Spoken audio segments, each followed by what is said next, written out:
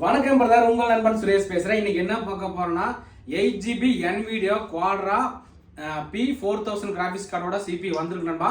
இது வந்து நம்ம டெல்லில WORKSTATION CPU ன்னு சொல்லுவோம். ஸோ நண்பர்கள் வந்து நீங்க அந்த CPU தான் இன்னைக்கு பார்க்க போறீங்க. ஸோ மிஷின் பாருங்க நண்பா.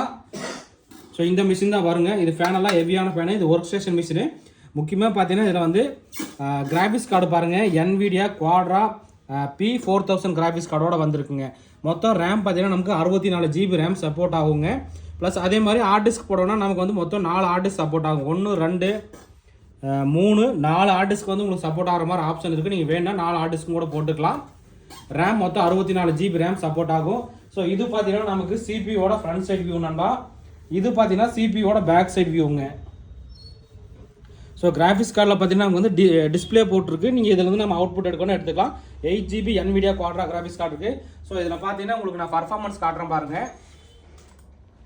ஸோ பாருங்கள், சிபியில் பார்த்தீங்கன்னா இன்டெல் கோர் i7ல் 6th generation 4 GHz speed 4 core processor வருதுங்க. ரேம் பார்த்தீங்கன்னா 16GB ரேம் இருக்குது. SSD பார்த்தீங்கன்னா 512GB SSD போட்டிருக்காங்க. முக்கியமாக இதில் பார்த்தீங்கன்னா உங்களுக்கு வந்து NVIDIA Quadro P4000 graphics card பார்த்தீங்கன்னா டெடிக்கேட்டட் கிராஃபிக்ஸ் கார்டு 8GB வந்திருக்கு நண்பா. இந்த சிபியோட ப்ரைஸ் பார்த்தீங்கன்னா நம்ம தரது 30,000 ரூபாய்க்கு தரங்க. மொத்தம் பார்த்தீங்கன்னா 3 குவான்டிட்டி தான் இருக்குது. நண்பர்களுக்கு ஏதாவது தேவைப்பட்டால் வாங்கிக்கலாம். ஸோ இந்த மாதிரி லேப்டாப் டெஸ்க்டாப் தகவல் தெரிஞ்சுக்கணும் நம்மளை வந்து ஃபாலோ பண்ணிங்க. ஓகே நண்பா, தேங்க்யூ.